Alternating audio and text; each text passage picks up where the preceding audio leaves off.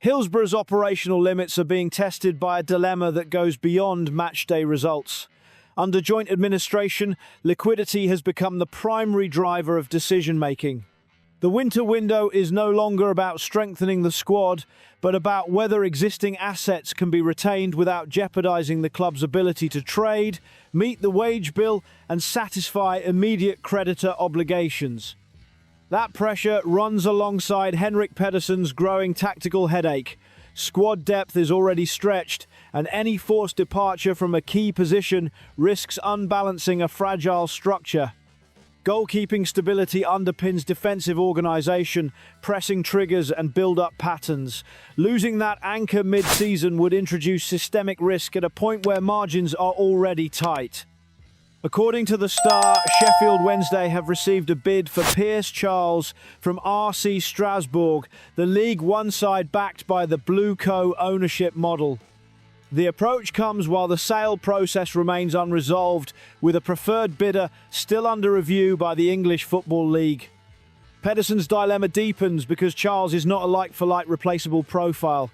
At 20, he is already the most valuable footballing asset on the club's books.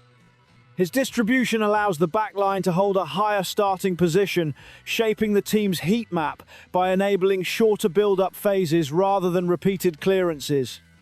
Without him, the defensive block would almost certainly drop deeper, reducing pressing efficiency and increasing the volume of shots conceded.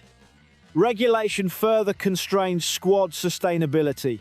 Only 2 loan additions are permitted, and any incoming goalkeeper would almost certainly represent a downgrade. The coaching staff would be forced into compensatory adjustments, either shielding a weaker replacement with an extra defender or reducing midfield aggression to limit exposure. Legal scrutiny frames the decision in financial rather than purely sporting terms. Creditors overseeing joint administration will weigh whether an immediate transfer fee outweighs the sporting risk of destabilization. A cash injection improves short-term solvency and demonstrates compliance with creditor expectations, but it also reduces future upside should the asset appreciate elsewhere, a scenario supporters know all too well. From a licensing perspective, the EFL will also assess whether asset sales undermine competitive integrity. Selling a first-choice goalkeeper without adequate cover could raise questions over the club's ability to fulfill fixtures to an acceptable standard, a core requirement of license viability. The administrators must also consider the optics for the takeover process. Any prospective buyer inherits the squad left behind. A thinner, weakened group lowers valuation and increases the level of post-acquisition funding required. While a sale of Charles strengthens the balance sheet today, it may raise the stabilisation cost tomorrow.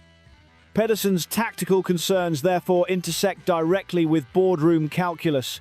Retention supports continuity, protects structure, and preserves sporting credibility.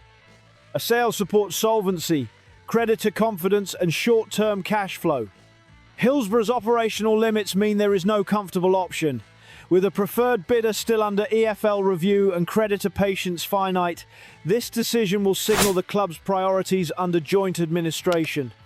Is preserving the most valuable asset compatible with financial survival, or does necessity force a sale that reshapes both the team and the takeover equation?